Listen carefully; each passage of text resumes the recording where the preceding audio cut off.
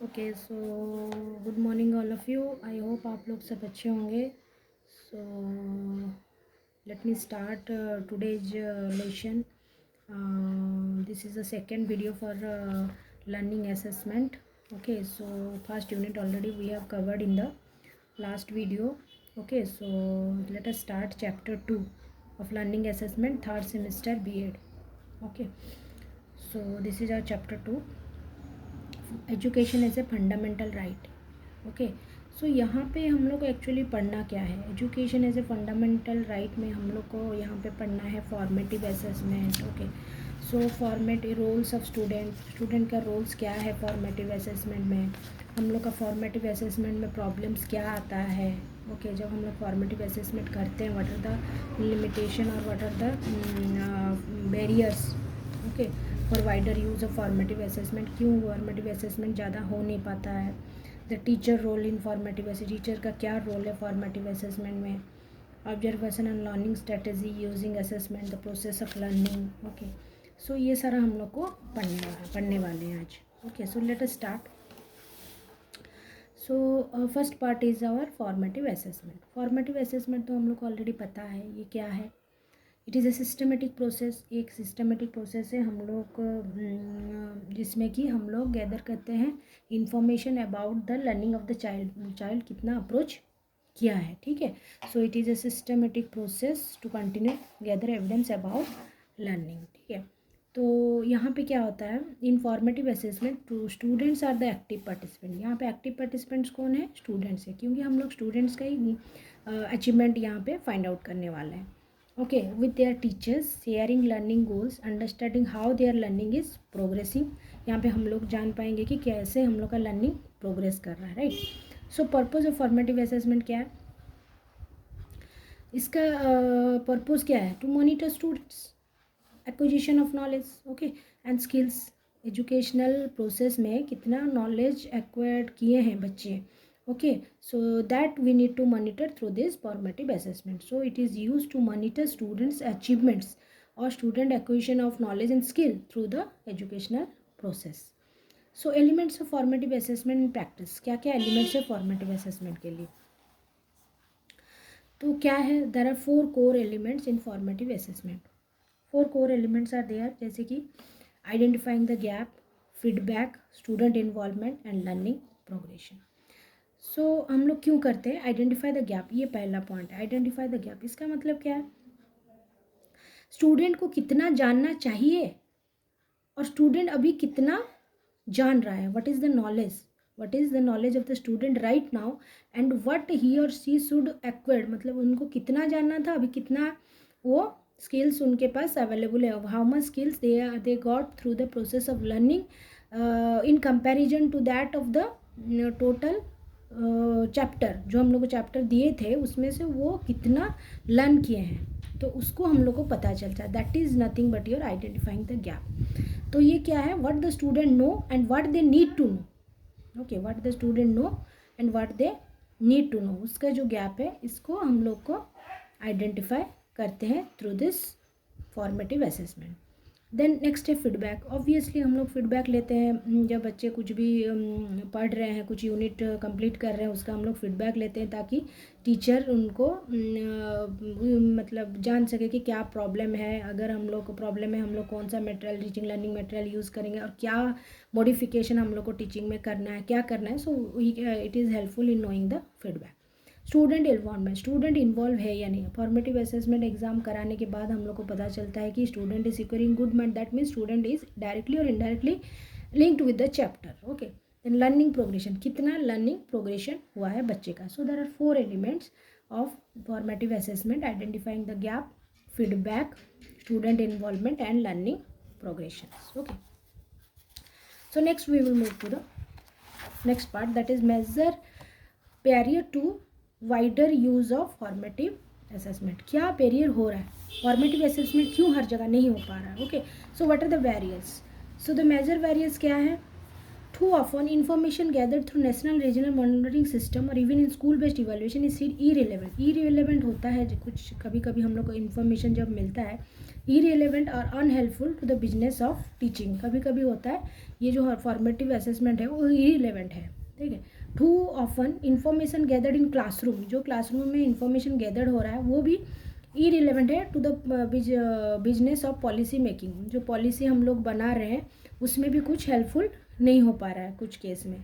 Then perceived tension between formative assessment highly visible summative assessment to hold school account for the student achievement. मतलब कभी कभी confusion हो जाता है formative assessment summative assessment, ये सारा मतलब टेंशन लगता है कि ज़्यादा टेंशन है, सो वे अडोप्ट नहीं हो पा रहा है, ठीक है. Teachers often teach to this summative test and examination. Teacher summative test के लिए प्रिपेयर कराते हैं. Then lack of coherence between the assessment and evaluation, मतलब असेसमेंट और इवैल्यूएशन ठीक से नहीं हो पाता है.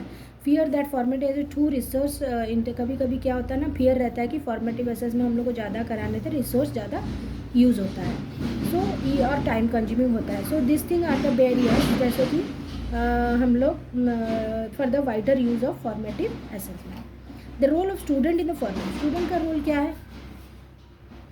स्टूडेंट पता चलता है कि उसका गेन क्या है, ठीक है, वो क्या गेन किया है, ठीक है, लार्जेस्ट गेन क्या हो रहा है उसका, मिस्टेक्स क्या है, ठीक है.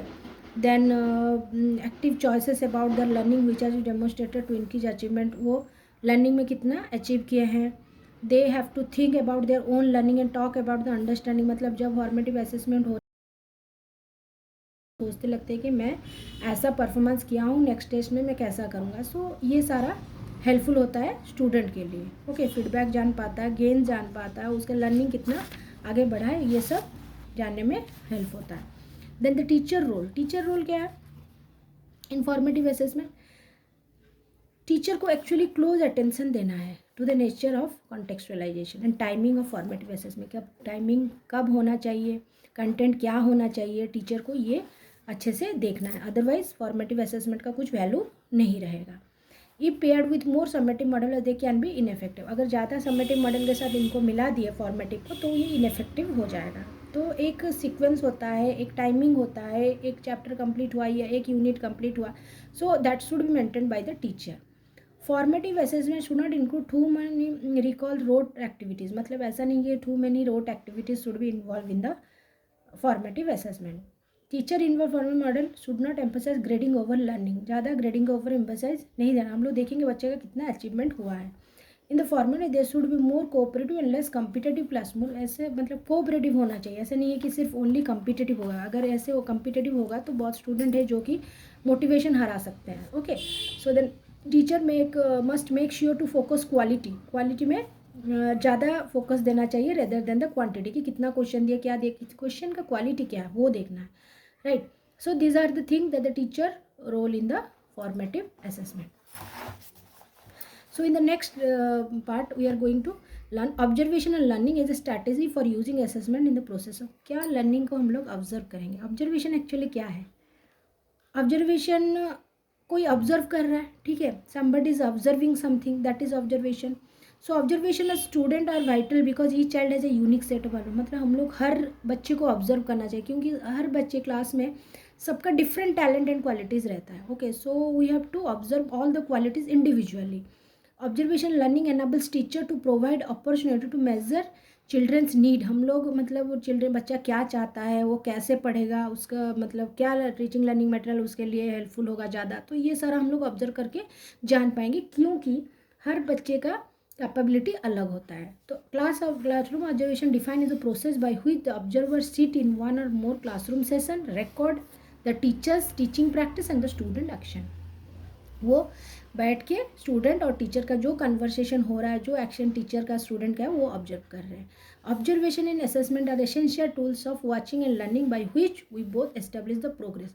ऑब्जर्व कर रहे हैं बच्चा क्या कर रहा है क्लासरूम में, असेसमेंट लेने बच्चा का कितना अचीव हुआ है गोल.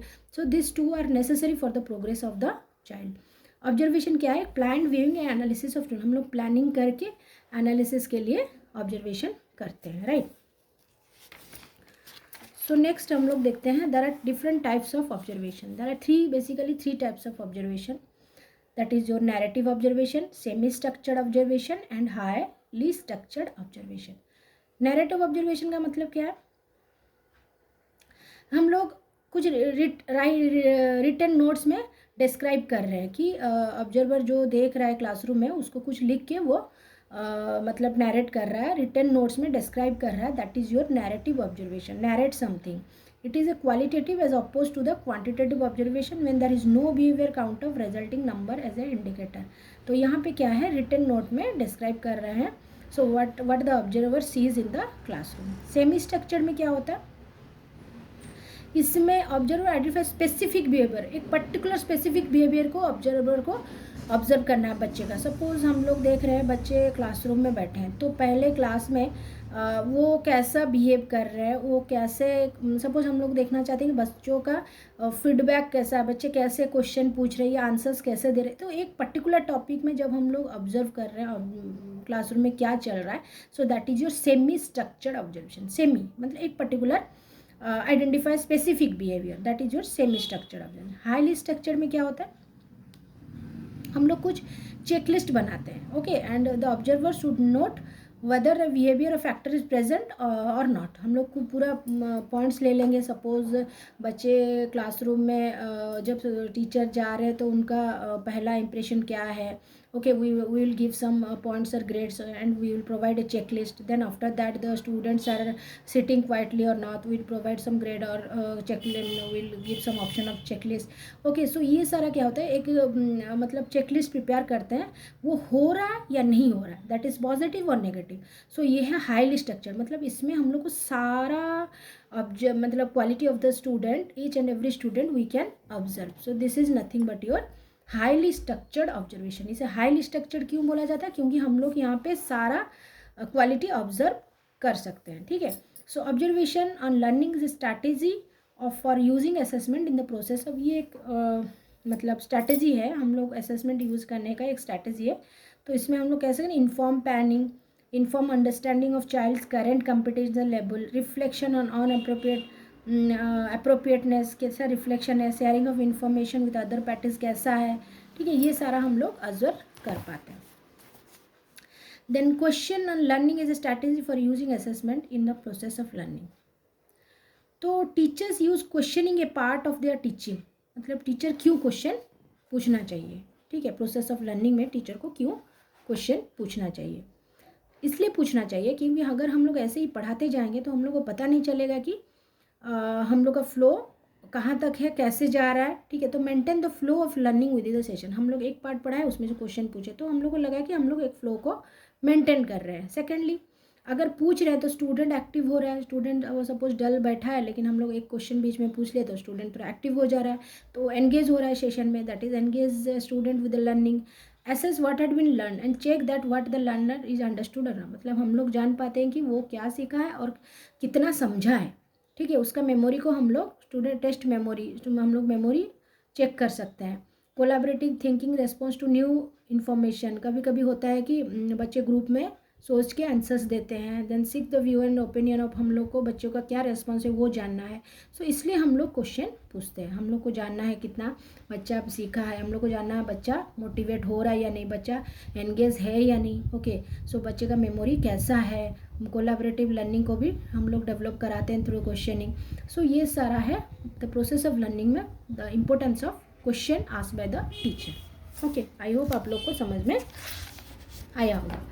सो यहाँ पे भी हम लोग का टाइप्स ऑफ, जैसे हम लोग पढ़े थे ऑब्जर्वेशन 3 टाइप्स का है, हम लोग का semi structure, narrative and your highly structured. Similarly questioning जो भी है वो भी डिफरेंट टाइप्स का होता है। एक है कंप्रेशन क्वेश्चन, एक है किनेस्थेटिक क्वेश्चन, एक है विजुअल क्वेश्चन, एक है एनालिटिक क्वेश्चन।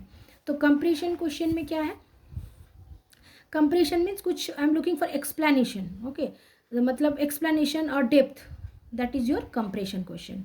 किनेस्थेटिक क्वेश्चन क्या है, द मॉडल ऑफ क्वेश्चन और फिजिकल नंबर लाइन टू, एक क्वेश्चन मॉडल करने के लिए बच्चों को बोला जाता है। विजुअल क्वेश्चन में क्या बोला जाता है, ड्रॉ ए पिक्चर एंड उसको विजुअल करके हम लोग को बताना है, क्वेश्चन बताना है, ठीक है, समझाना है। So that is a visual question. Analytic question means हम लोग को एनालिसिस करना है, जो क्वेश्चन हम लोग पूछ रहे हैं हम लोग को उसको एनालिसिस करना है। देन स्ट्रैटेजिक क्वेश्चनिंग क्या होता है? Strategic question is one way the teacher can seek evidence establish whether the student are learning and for careful planning. मतलब स्ट्रैटेजिक क्वेश्चन मीन्स हम लोग कुछ स्ट्रैटेजी करके क्वेश्चन बनाते हैं ताकि हम लोग को पता चले कि बच्चा सीख रहा है या नहीं। सो this is your strategic question, right?